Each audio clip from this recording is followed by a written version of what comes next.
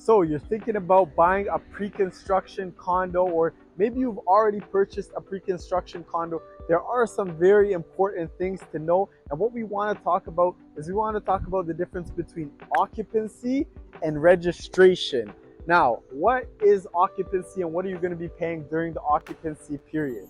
Occupancy is when the building is ready for people to move in. Now, it's not registered with the city, but people can start moving in. It's safe, and there's still construction that's going to be happening at the same time. If you've ever been in one of these before, you might get into the elevator and you'll see it's still all boarded up.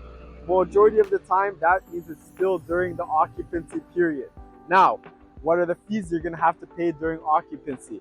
You're going to have to be paying your maintenance fee. You're also going to have to be paying your property taxes. And the last thing is there's interest that you're going to have to be paying to the builder. Now, you can either move in yourself or you can rent that space out. Now, the only way that you're going to be able to rent it out is if in your contract you have the right to lease. Now, that's very important to have in your contract. The right to lease or the right to rent it out.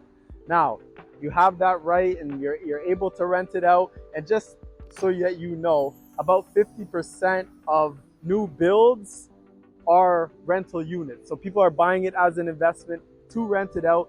And the majority of them are cash flow negative, about $200 every single month.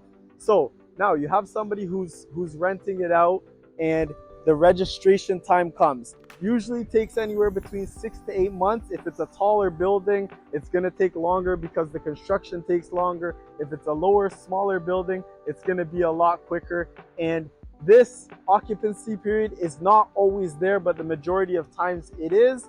And like I said, during this time, if you are renting it out, this is where you're going to be able to make your most amount of money, because once registration comes, you're going to have to put that mortgage on it. The mortgage is going to be costing you more than it was during the occupancy period.